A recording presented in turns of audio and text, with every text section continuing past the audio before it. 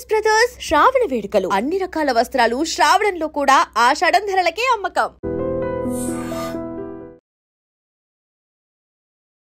కాళ్ల పారాని ఆరకముందే ఓ నవ వధువు పెళ్లి కూతురు బలవన్మరణానికి పాల్పడిన విషాదకర ఘటన సత్యసాయి జిల్లా సోమందేపల్లి మణికంఠ నగర్లో జరిగింది. అయితే పెళ్ళయి కొన్ని గంటలు మాత్రమే అయింది. సాయంత్రం అందరూ చక్కగా ఎవరి ఏర్పాట్లు వాళ్ళు చేస్తున్నారు.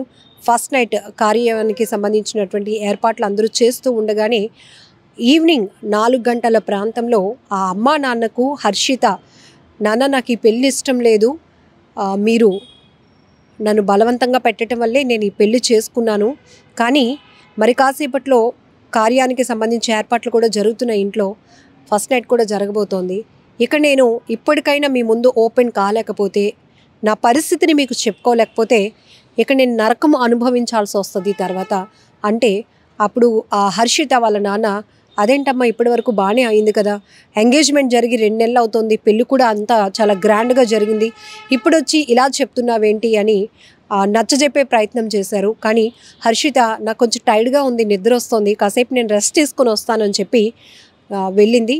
అయితే ఎంతసేపటికి కూడా హర్షిత బయటకు రాకపోవడం వల్ల ఆ గదిలోనికి వెళ్ళి డోర్లు కొట్టి చూస్తే కనుక ఆమె పలకటం లేదు. ఆ డోర్లు విరక్కొట్టి లోపల చూసేటప్పటికి ఫ్యాన్కి ఉరి వేసుకొని తన కూతురు కనిపించింది అంటూ ఆ తండ్రి పోలీసులకు ఇచ్చినటువంటి కంప్లైంట్ని ఆధారంగా చేసుకుని సోమందేపల్లి పోలీసులు అయితే ఇన్వెస్టిగేషన్ మొదలుపెట్టారు. ఎస్ఐ గారు చెప్తున్నటువంటి డీటెయిల్స్ ప్రకారం కూడా ఆ ఫ్యాన్కి ఉరి వేసుకొని గదిలో ఉంది తన కూతురు, ఎంత పిలిచినా పలకలేదు, డోర్లు విరక్కొట్టి చూసేటప్పటికి ఆ పరిస్థితిలో కనిపించింది అంటూ తండ్రి ఇచ్చినటువంటి ఫిర్యాదుని ఆధారంగా చేసుకొని కేసునైతే ముందుకు తీసుకెళ్తున్నా. మొదట అసలు ఏంటి ఆ అమ్మాయి ఆ బలవన్మరణానికి పాల్పడడానికి కారణాలు ఏంటి అనే దానిపైన కూడా చాలా మిస్టరీగా కొనసాగింది ఈ కేసు డీటెయిల్కి సంబంధించి కూడా. ఎందుకంటే హర్షిత పేరెంట్స్ ఇప్పటి వరకు ఒక వాదన వినిపించారు, అమ్మాయికి ఇష్టమైన పెళ్ళే, పెద్దల సమక్షంలో పెళ్లి చేశాం, ఇష్టం కాబట్టే ఎంగేజ్మెంట్ అయిన దగ్గర నుంచి పెళ్లి జరిగిన వరకు కూడా చాలా గ్రాండ్గా అయింది, తను కూడా చాలా సంతోషంగా ఉంది, ఫొటోస్ కావచ్చు మొత్తం అన్ని తంతుల్లో కూడా చాలా హ్యాపీగానే ఉంది, అలాంటిది ఏమీ లేదు. తన ఫ్రెండ్స్ కూడా హైదరాబాద్ నుంచి 10 మంది అబ్బాయిలు, ఒక అమ్మాయి కూడా వచ్చారు. నిన్నటి వరకు కూడా అంటే ఆగస్టు 4వ తేదీన మ్యారేజ్ అయింది. ఆగస్టు 4వ తేదీన నైట్ ఫస్ట్ నైట్కి సంబంధించిన ఏర్పాట్లు కూడా జరుగుతున్నాయి. ఈ టైంలోనే 4 గంటల ప్రాంతంలో తండ్రికి ఈ విషయాన్ని చెప్పే ప్రయత్నం చేసింది. 6 గంటల వరకు కూడా ఒక తన ఫ్రెండ్ కూడా, స్నేహితురాలు కూడా ఇక్కడే ఉంది. ఆ తర్వాత ఆమె రిటర్న్ అయిపోయింది హైదరాబాద్కి. అయితే వెళ్ళిన తర్వాత తన కూతురు ఇలా చనిపోయిందని తెలిసిన తర్వాత కూడా వాళ్ళు ఎవరు ఫోన్లు చేయట్లేదు, ఫ్రెండ్స్ కూడా కనీసం అడిగే ప్రయత్నం చేయలేదు. ఎందుకు ఇలా హర్షిత బలవన్మరణానికి పాల్పడిందనే విషయం తెలుసుకునే ప్రయత్నం చేయలేదు. కాబట్టి ఆ ఫ్రెండ్స్తో జరిగినటువంటి కాల్స్ కావచ్చు, కన్వర్జేషన్ పైనే మాకు డౌట్స్ ఉన్నాయంటూ మొదట హర్షిత తల్లిదండ్రులు చెప్పుకొచ్చారు. అయితే పోలీసులు తమదైన స్టైల్లో ఇన్వెస్టిగేషన్ మొదలుపెట్టిన తర్వాత ఈరోజు ఎస్ఐ రమేష్ గారు కూడా చెప్పినటువంటి వివరాల ప్రకారం పేరెంట్స్ ఇద్దరు కూడా వచ్చి, ఈ పెళ్ళి తన కూతురికి ఇష్టం లేదు, మేము సర్ది చెప్పి ఒప్పించడం వల్ల పెళ్ళికి ఒప్పుకున్నాను నాన్న, ఇక మరి కాసేపట్లో ఫస్ట్ నైట్కి సంబంధించి ఏర్పాట్లు జరుగుతున్నాయి కాబట్టి ఇక నేను దీన్ని సహించలేను, భరించలేను, ఇదంతా నా వల్ల కావటం లేదు అని చెప్పి ఆమె చెప్పినప్పుడు మేము నచ్చజెప్పాము. కానీ తను రెస్ట్ తీసుకుంటాను అని వెళ్ళింది, కానీ ఇలా గదిలో ఉరి వేసుకొని కనిపించింది అంటూ ఆ తండ్రి మొత్తం వివరించడం వల్ల పోలీసులు ఇప్పుడు అదే విషయాన్ని చెప్తున్నారు. అయితే తండ్రి ఈ రకమైన ఫిర్యాదు చేసినప్పటికీ కూడా ఇప్పుడు ఈ అమ్మాయి ఒక పెళ్లి కూతురు ఇంత పెళ్ళైన గంటల వ్యవధిలోనే కార్యానికి సంబంధించి ఏర్పాట్లు జరుగుతున్న టైంలోనే బలవన్మరణానికి పాల్పడడం వెనుక బలమైన కారణాలు ఇంకేమైనా ఉన్నాయా? సో దీనికి సంబంధించి లోతైన దర్యాప్తు కొనసాగించిన తర్వాత ఈ కేసుకు సంబంధించి పూర్తి డీటెయిల్స్ అయితే మీడియా ముఖంగా వెల్లడిస్తామని కూడా సోమందేపల్లి ఎస్ఐ గారు చెప్తున్నారు. సో ఇక్కడ మనం ఒకటే ఆలోచించాలి, బలవంతపు పెళ్ళిళ్ళు దీనివల్ల చాలా వరకు అటు అమ్మాయి కావచ్చు, అబ్బాయి కావచ్చు, బలవన్మరణాలకి పాల్పడుతున్నటువంటి పరిస్థితులు మనం చూస్తూనే ఉన్నాం. అలా అని తల్లి తండ్రికి పిల్లల భవిష్యత్తు ఏంటి, పిల్లల భవిష్యత్తు గురించి కానీ వాళ్ళ మంచి చెడ్ల గురించి ఆలోచించే రైట్స్ లేవా అంటే 100% ఉంటాయి. ఎందుకంటే వాళ్ళ పిల్లలు ఎలా ఉంటే బాగుంటుంది అనేది ఆలోచన చేయాల్సిన ఎంత అవసరం ఉందో పిల్లల ఇష్టాలను గౌరవించాల్సిన పరిస్థితి తల్లిదండ్రులకు కూడా ఉంది. అలానే తల్లిదండ్రులు ఇప్పటి వరకు మనకి ఏం కావాలి, ఏది మంచి ఏది చెడు అని మనల్ని అడిగి పెంచలేదు. కొంత ఏజ్ వచ్చిన తర్వాత, మెచ్యూరిటీ లెవెల్స్ వచ్చిన తర్వాత మనకి ఇది బాగుంటుంది, మనం ఇది చూస్ చేసుకునేటటువంటి ఫ్రీడమ్ కావచ్చు, ఆలోచన శక్తి మనకు వస్తుంది. బిఫోర్ అంతా కూడా మనం పేరెంట్స్ పైన డిపెండ్ అయిన వాళ్ళమే.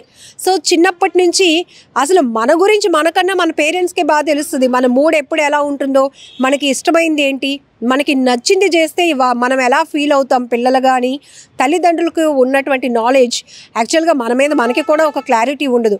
ఇక్కడ 2 రకాల కోణాల్లో విశ్లేషణ. ఒకటి, పిల్లల పాయింట్ ఆఫ్ వ్యూలో ఆలోచన చేస్తే వాళ్ళు చేసింది రైట్, వాళ్ళు ఎంచుకునేదే కరెక్ట్ అనుకుంటారు.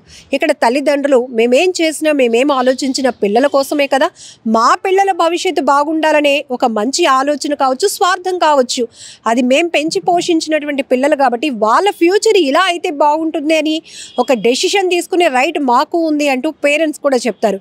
కానీ ఇలా ఎవరికి వాళ్ళు విడిపోయి వ్యక్తిగత ఆలోచనలకు వెళ్తే అనవసరంగా చాలా ప్రాణాలు బలి అయిపోయిన పరిస్థితి. కానీ ఒక అండర్స్టాండింగ్కి రావాల్సినటువంటి అవసరం కూడా ఉంది. పిల్లల ఇష్టాలని గౌరవించాల్సిన బాధ్యత పేరెంట్స్కి ఉంది. పేరెంట్స్ మన కోసం ఏం చేస్తున్నారు, అది మన మంచి కోసమే అనే పాజిటివ్గా తీసుకోవాల్సినటువంటి ఆలోచన పిల్లలకి కూడా అవసరం ఉంది. ఎందుకంటే ఈ మధ్య మనం చూస్తున్నాం అనేక చోట్ల ఇక్కడ మనం లవ్ మ్యారేజా అరేంజ్డ్ మ్యారేజా అనే డిస్కషన్ కాదు, కానీ ఇక్కడ పెళ్ళైన కొన్ని గంటలకే కార్యానికి అన్ని ఏర్పాట్లు జరుగుతున్న టైంలో ఇల్లంతా సందడిగా ఉంది, పెళ్లి ఇల్లు ఎంత కలకలలాడాల్సినటువంటి పరిస్థితిలో ఒక్కసారిగా ఆ పెళ్లి కూతురు బలవన్మరణానికి పాల్పడింది అంటున్నట్టుగా ఎంత విషాదకరమైన ఘటన.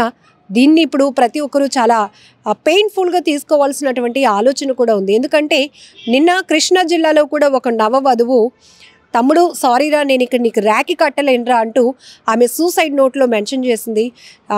నేను చాలా హోప్స్ పెట్టుకొని వచ్చాను ఈ అత్త ఇంటికి, కానీ నా భర్త వేధిస్తున్నాడురా, నేను భరించలేకపోతున్నాను, అమ్మ నన్ను క్షమించండి, నాన్న నువ్వంటే నాకు చాలా ఇష్టం, నువ్వంటే నాకు ధైర్యం, నేను చాలా ప్రౌడ్గా ఉండేదాన్ని చదువు విషయంలో కావచ్చు, జాబ్ విషయంలో కూడా, నిన్ను చూసే నాన్న నాకు ఆ ధైర్యం వచ్చింది, కానీ ఇప్పుడు పెళ్ళయి వేరే ఇంటికి వెళ్ళిన తర్వాత నా ధైర్యాన్ని కోల్పోయాను, నా ఆత్మాభిమానాన్ని చంపుకోవాల్సిన పరిస్థితి వచ్చింది, నా ఆత్మగౌరవానికి అణువణువున తూట్లు పొడుస్తున్నాడు నా భర్త, నా ముందు వేరే అమ్మాయి గురించి పొగుడుతున్నాడు, నా ముందు వేరే అమ్మాయి పైన ఉన్న ఇష్టాన్ని వ్యక్తం చేస్తున్నాడు, నన్ను చదివించారు, నేను లెక్చరర్గా కూడా పనిచేస్తున్నాను, నేను పేపర్ కరెక్షన్స్ చేస్తున్నప్పుడు కూడా నాపై టార్చరే ఉంటుంది, కొడుతున్నాడు, మంచం కేసు కట్టి కొడుతున్నాడు, టైల్స్ పగిలిపోతున్నాయి, ఇక నేను భరించలేను, ఆడు కొట్టిన దెబ్బలకి నా తలంతా నొప్పిగా ఉంది, నేను భరించలేక ఇక తనువు చాలించాలనుకుంటున్నాను. ఆఖరిగా అమ్మకి నాన్నకి తమ్ముడికి కొన్ని మాటలు ఆమె చెప్తూ రాసినటువంటి సూసైడ్ నోట్, ఇది కూడా మీరు ఐ డ్రీమ్లో చూశారు. సో ఇన్ని ఘటనలు జరుగుతూ ఉన్నాయంటే ఈ ఆత్మహత్యలు ఎక్కడ ఆగుతాయి, అసలు దానికి కారణాలేంటి విశ్లేషించుకునే అంత టైం కూడా ఇవ్వకుండానే ఇప్పుడు కళ్ళ ముందు కనిపించినటువంటి వ్యక్తులు క్షణికావేశంతో తీసుకుంటున్న నిర్ణయాల వల్ల ప్రాణాలు బలైపోతున్నటువంటి పరిస్థితి. ఆత్మహత్యలు, అందులోనూ నవవధువులు ఇలా ఆత్మహత్యలు చేసుకుంటున్నారంటే పెళ్లి వ్యవస్థ పైన కానీ, పెళ్ళి అనేటటువంటి ఆలోచనపై కానీ నేటి యువతకి మరి ఇంకా ఎలాంటి ఆలోచన ఉంటుందో, ఎలాంటి డైవర్షన్ ఉంటుందో కూడా మనం విశ్లేషించుకోవచ్చు. ఇటు ఒక్కటి అమ్మాయిల విషయం అనే కాదు, అబ్బాయిలు కూడా చాలా సున్నితమైన మనస్కులు ఉంటారు. సో అమ్మాయిల వల్ల హట్ అవుతూ వాళ్ళ ప్రాణాలు తీసుకోవటానికి కూడా చాలామంది అబ్బాయిలు వెనకడుగు వేయట్లేదు. ఇటు అమ్మాయిలు అబ్బాయిలు 2 రకాలుగా కూడా ఎవరి తప్పు అని ఇక్కడ మనం వేలు పెట్టి వెతికి చూపించే ప్రయత్నం కన్నా ఈ ఆత్మహత్యలు ఎందుకు ఇంతగా పెరుగుతున్నాయి, దీనికి కారణం కొత్తగా పెళ్ళై ఇంకా ఒకరి జీవితంలో ఒకరు ఇంకా జస్ట్ ఎంటర్ అవుతున్నారు, కానీ పూర్తిగా ఒకరి గురించి ఒకరు తెలుసుకునే అంత టైము తీసుకోవట్లేదు, టైం కూడా ఇవ్వటం లేదు. ఇంతలోనే ఇక చాలు ఇది మనకి నప్పదు, ఇది మనకి ముందుకు మనం వెళ్ళలేం. ఒక వ్యక్తిని ప్రేమించి ఇంకో వ్యక్తితో పెళ్లి జీవితాన్ని ఊహించుకోలేము అంటూ బలవన్మరణానికి పాల్పడుతుంటే ఆ కుటుంబాలు తమ వారిని కోల్పోయి తమ బిడ్డల్ని కోల్పోయి ఆ తల్లిదండ్రులు ఆ రోదన వర్ణనాతీతం అని చెప్పాలి. వారి కడుపు కోత తీర్చలేనిది. ఇక్కడ అన్ని రకాలుగా ఒక్కరు తీసుకునే క్షణికావేశమైన ఆలోచన పూర్తిగా అందరినీ కూడా చాలా ఇబ్బంది పెడుతుంది. చాలా లాస్, అది కుటుంబంలో చాలా లాస్.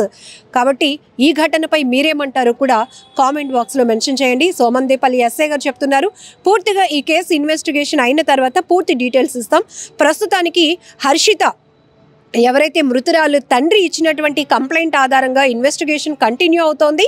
ఆ విషయంలో అయితే అతను మొదటంతా కూడా నా కూతురికి ఇష్టమైన పెళ్ళే పెద్దల సమక్షంలో చేసాం, చాలా గ్రాండ్గా చేశామన్న ఆ తల్లిదండ్రులు ఇప్పుడు నా కూతురికి పెళ్ళి ఇష్టం లేదు, ఈ విషయం ముందు కూడా చెప్పింది, నచ్చజెప్పి పెళ్ళి కొప్పించాం.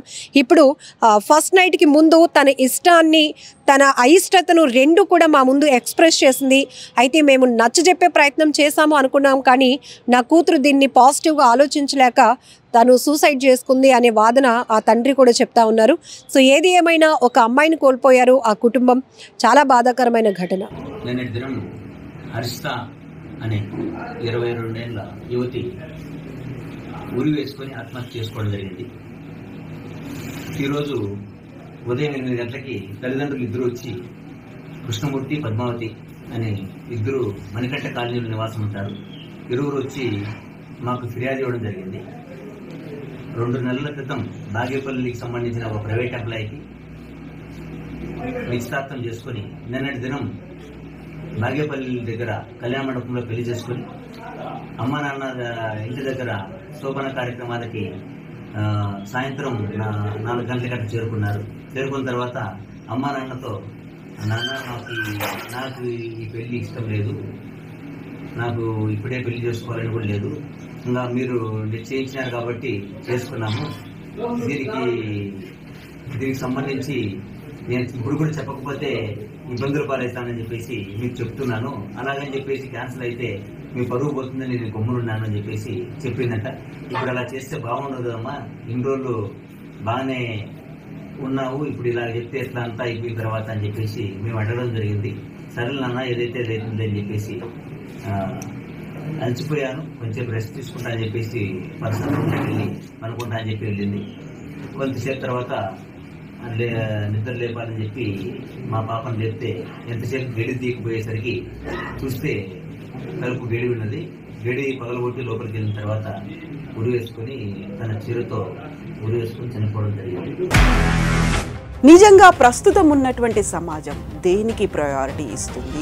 ఆర్థిక సంబంధాల చుట్టూ మాత్రమే తిరుగుతుంది. మళ్ళీ ఎన్నికలంగానే చాలా విరక్తి కలుగుతాం. మంచి అనిపిస్తుంది కదా, లేడీస్ కూడా ఛాలెంజింగ్ జాబ్స్ చేసినప్పుడు చాలా బాగుంటది. ట్రాఫిక్ అసిస్టెంట్స్ గా నియమించిన ట్రాన్స్జెండర్స్ అందరితో సాల్యూట్ చేయించుకుంటున్నారు. ఫుడ్ డెలివరీ ఇవ్వటానికి వెళ్ళినటువంటి డెలివరీ బాయ్ అనిల్ పై కళ్ళ ముందు